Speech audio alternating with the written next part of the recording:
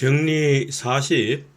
자신이 어떤 사람으로부터 정오를 받는다고 표상하며 자신은 정오받을 아무런 원인도 그 사람에게 주지 않았다고 믿는 자는 도리어 그 사람을 정오할 것이다. 우리는 흔히 어떤 사람으로부터 이유 없는 정오를 받는다고 생각될 때가 있습니다. 이 경우 상대가 나에게 원인 없는 정오라기보다는 내가 생각하기에 타당하지 않은 이유로 나를 미워한다고 생각되는 경우입니다.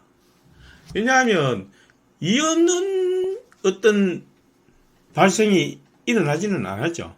어떤 경우라도 타당하지 않든 타당하든 어떤 이유가 있어서 원인이 있어서 그 새로운 사실이 발생하는 것입니다.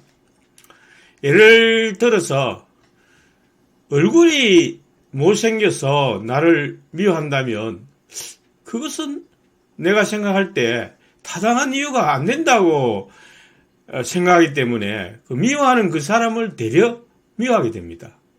그래, 니는 얼마나 잘생겼노? 이런 반박하는 마음이 생기죠. 그래서 그 사람을 되려 미워하는 것입니다. 증명, 어떤 사람이 정오로 자극받아 변화되었다고 표상하는 자는 그로 인하여 마찬가지로 정오로 자극받아 변화될 것이다. 자, 여기서 표상을 느낀다, 생각한다 로 바꾸어서 읽으면 자연스러울 것입니다. 즉, 그는 외적 원인의 관념을 수반하는 슬픔으로 자극받아 변화될 것이다. 이 문장 자체가 조금 헷갈리는데 위에 정리 40에서 말한 문장과 동일한 것입니다. 조금 이제 정리를 해보면 이 주어와 또 객체가 좀 헷갈리기 때문에 다시 문장을 정리해 본다면 어떤 사람은 어립니다. 그 다음에 갑을 정오하는 마음으로 정오로 했는데 여기서는 갑을 정오하는 마음으로 이렇게 보면 됩니다. 그 다음 자극받아 변화되었다고 갑이 느끼면 이 말. 갑도 그 사실로 인해 을을 정오하는 마음으로 자극받아 변화된다. 즉, 갑은 을이 자기를 미워한다는 마음으로 위축된다는 것입니다. 제가 나를 미워해? 어떻게 그럴까? 이렇게 마음이 좀 이렇게 움츠러든다는 것입니다. 그러나 그는 자기를 정오하는 사람 이외에는 이 슬픔의 어떤 원인도 표상하지 않는다.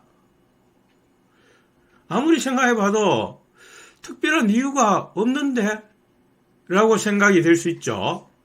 그러므로 그는 자신이 어떤 사람으로부터 정오를 받는다고 느낌으로 인하여 그렇게 느끼기 때문에 자신을 정오하는 사람의 관념을 수반하는 슬픔으로 자극받아 변화될 것이다. 자, 이 말은 단어가 좀 어렵게 되어 있지만 그 사람이 미워하는 그 사실 자체 때문에 자기는 위축이 된다는 겁니다. 마음이. 즉, 그는 그 사람을 정오할 것이다. 그러니까 이유가 없는 미움이니까 그 사람에 대해서 오히려 미워하게 된다는 거죠. 자, 해설을 다시 제가 달아보았습니다. 그러나 갑이 곰곰이 생각해 본 결과 을이 타당한 이유 없이 자기를 미워한다고 생각될 때 자기도 상대방을 정오하게 된다는 것입니다. 자, 여기서 우리는 스피노자가 가장 기본적으로 설명한 몇 가지 감정을 다시 한번 생각해 보도록 합시다. 기쁨, 슬픔, 사랑, 정오. 자, 이것의 정의를 우리는 말할 수 있어야 됩니다. 기쁨이란 자기의 활동 능력이 증가되는 감정이고, 슬픔이란 자기의 활동 능력이 감소되는 감정으로 정의되며, 사랑이란 이 기쁨을 증가시켜주는 외부 관념을 지닌 사물에 대한 감정입니다. 반대로 정오란 자기의 슬픔, 즉 자기의 활동 능력이 감소하는 데서 발생하는 감정을 외부 사물의 관념이 그 감정을 더 크게 만들 때 그 외부 사물에 대한 감정을 정오라고 하는 것입니다.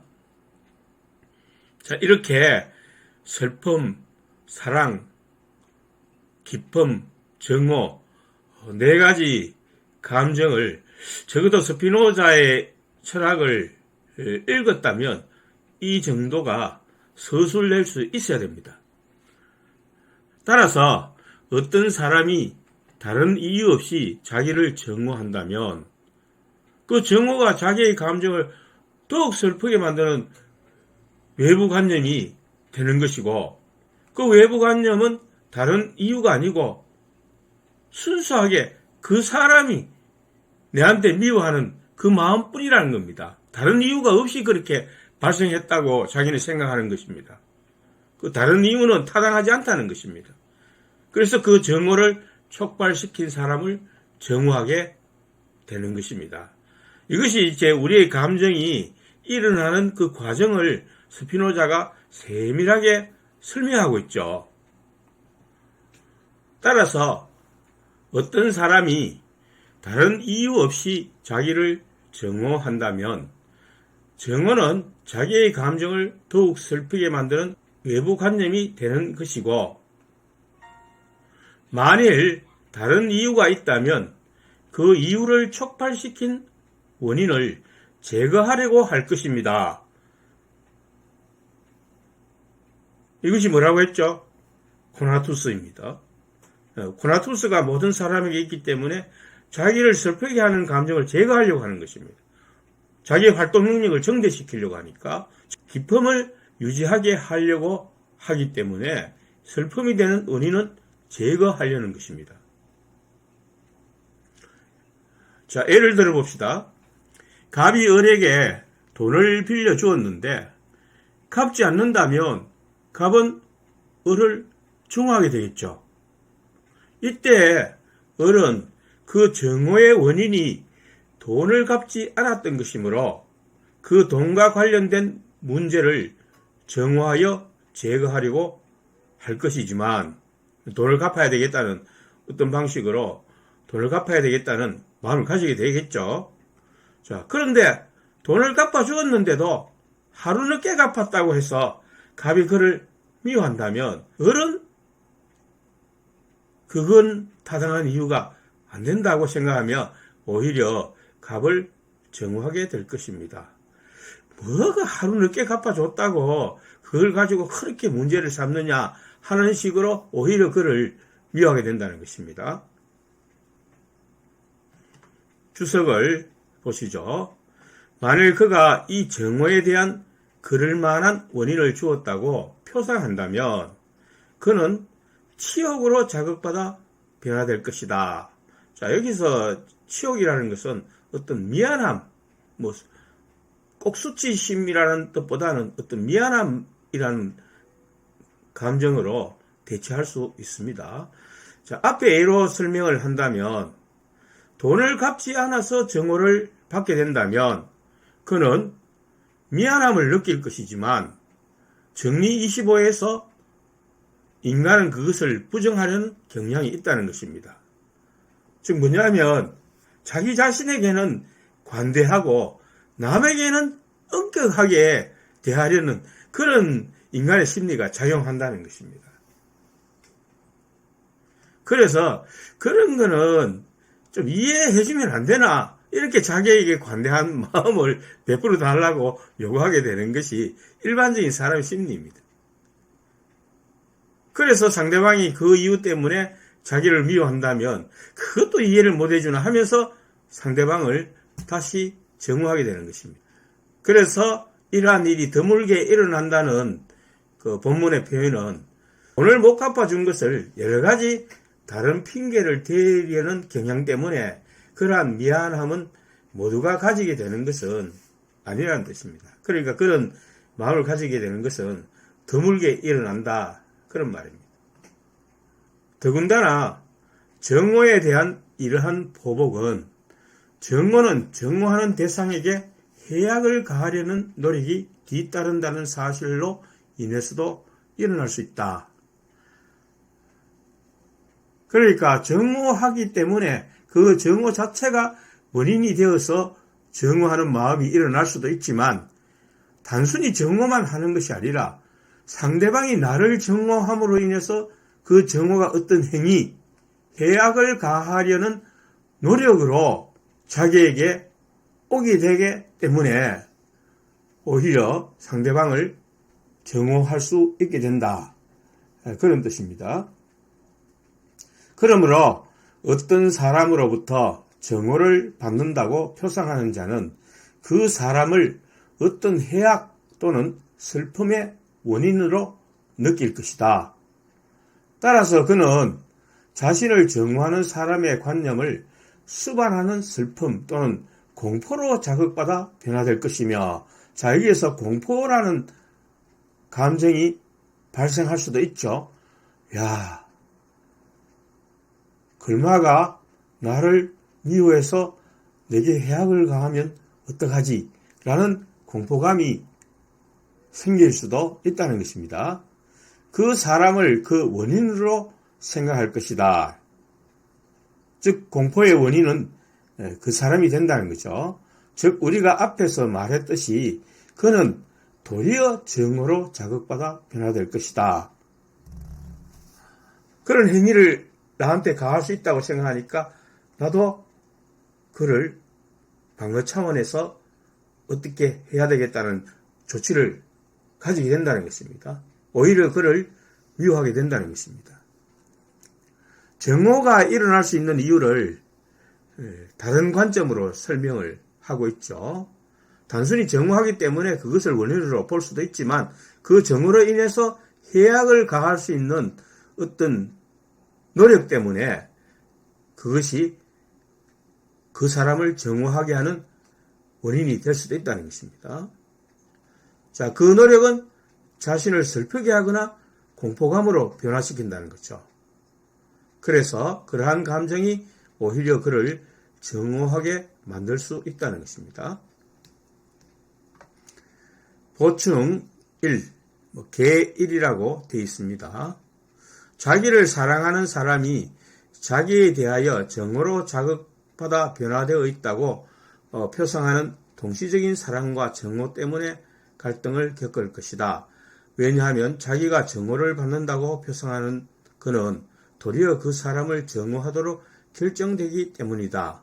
그래서 보충 1과 보충 2는 이 정오의 감정이 두 가지로 분류하여 설명합니다. 하나는 정오가 정오를 낳는 그 대상이 원래는 자기가 사랑했던 사람과, 또는 두 번째로 자기와 아무런 이해관계가 없는 사람으로부터 그러한 감정이 발생하는 두 가지 경우인데, 개 1은 이미 자기가 사랑하고 있는 사람에 대해서 그런 감정이 일어나는 경우이고, 개 2는 아무런 이해관계가 없는 사람에 대해서 그런 감정이 일어나는 경우를 말하고 있습니다. 그래서 개 1에서는 사랑하고 있었는데 그 사람이 어떤 이유 없이 혹은 타당한 이유가 되지 않게 나를 정오한다면 나도 정리 40에 의해서 정오가 발생하게 되겠죠. 그런데 이미 사랑하고 있으니까 그 사랑의 감정과 현재 발생하는 정오의 감정 사이에 혼합이 되어서 동시적으로 발생하기 때문에 이것이 자기의 정신을 동요시킨다는 것입니다. 저걸 미워해야 되나? 어떻게 해야 되나? 복수를 좀 해줘야 되나? 아니면 내가 참아야 되나? 이렇게 헷갈리게 된다는 것입니다. 그러나 그는 그럼에도 불구하고 그 사람을 사랑한다. 그러므로 그는 동시적인 사랑과 정오 때문에 갈등을 겪을 것이다. 정리 40의 원칙이 사랑하는 사람에게도 일어난다는 것이죠. 자기에게 증오를 하는 사람이 자기가 사랑하는 사람이라 하더라도 정리 40에 의해 증오가 일어나기 때문에 이미 존재하는 사랑과 현재 발생하는 증오가 동시적으로 존재하여 마음의 동요를 느끼게 된다는 것입니다. 자, 두 번째 경우, 만일 어떤 사람이 이전에 자기가 아무런 감정도 느끼지 않았던 타인으로부터 증오로 인하여 어떤 해악을 당했다고 표상한다면, 즉 아무런 이해관계가 없는 사람으로부터 자기가 미움을 받는다고, 또 그 미움 때문에 어떤 해를 받는다고 생각된다면 그는 즉시 똑같은 해악으로 안갚음하려고 노력할 것이다. 저걸 어떻게 복수를 해야 되지? 이렇게 생각한다는 겁니다. 물론 여기서 복수는 꼭 부정적인 의미의 복수가 아니라 법적인 대처, 정당한 방법으로 되갚는 것, 이런 것까지도 포함을 하는 것입니다. 자기와 아무런 관련이 없는 사람이 이유 없이 자기를 미워하고 해악을 가했다며 똑같은 방식으로 보복하려는 마음이 일어나게 되겠죠. 그래서 법원에 고소를 한다든지 정당한 절차를 거쳐서 어떤 손해배상을 청구한다든지 이런 일이 바로 일어나게 된다는 것입니다. 정명, 타인이 자신에 대하여 증오로 자극받아 변화되어 있다고 표상하는 자는 도리어 그 사람을 증오할 것이다. 그리고 그 사람을 슬픔으로 자극하여 변화시킬 수 있는 온갖 것을 생각해 내려고 하며, 이것이 복수의 노력이죠. 또한 그것을 그 사람에게 가하려고 노력할 것이다. 안갚음. 그러나 이러한 종류의 것에 대하여 그가 표상하는 첫 번째 것은 자신에게 가해진 해악이다. 그러므로 그는 즉시 똑같은 것을 그 사람에게 가하려고 노력할 것이다. 아마 똑같은 것을 보복해 준다면 이 사람은 어떤 면에서는 상당히 좀 정의롭다고 할 수 있습니다. 왜냐하면 대부분의 사람들은 네가 하나를 얘한테 그런 식으로 피해를 주었으면 나는 그게 이자를 보태서 2배, 10배로 갚아주겠다. 이렇게 아주 악한 감정을 가질 수도 있는데 내한테 해준 만큼만 너한테 베풀어 주겠다. 이렇게 하는 것은 어떤 면에서는 상당히 정의로운 것이죠. 그래서 성경에서도 눈에는 눈, 이에는 이, 이렇게 똑같은 대가를 지불해야 되는 것으로 그 법을 정하고 있습니다. 그것이 공의로운 법칙이죠. 물론 신약 성경에서는 사랑으로 용서하는 마음을 가지라고 합니다. 그런데 그 용서는 세부적으로 살펴보면 그러한 1대1로 대갚음하는 원칙이 그 안에 들어 있습니다. 그것을 겉만 이렇게 보면 아무 대가 없이 그냥 무조건 용서해 주라는 것인가? 이런 의문을 가질 수도 있지만 그 용서에는 반드시 그 대가가 들어있는 것입니다. 뭐 여기서 거기까지 설명할 상황은 안 되니까 기회가 있으면 설명하기로 하겠습니다. 주석, 우리가 증오하는 자에게 해악을 가하려는 노력은 분노라고 불린다. 그리고 우리에게 가해진 해악에 안갚음하려는 노력은 복수라고 불린다. 자, 두 가지 감정을 소개하고 있죠. 분노, 복수심, 복수, 이렇게 두 가지를 소개하고 있는데 얼핏 보면 뭐 똑같은 것으로 생각될 수 있습니다. 왜냐하면 다시 한번 보죠. 증오하는 자에게 해악을 가하려는 노력, 또 우리에게 가해진 해악에 안갚음하려는 노력, 이렇게 되니까 이거 똑같은 것이 아니냐 이렇게 되는데 아래에서 분류를 해놓았습니다. 분노와 복수심이라는 두 가지 감정을 추가해서 소개하고 있습니다.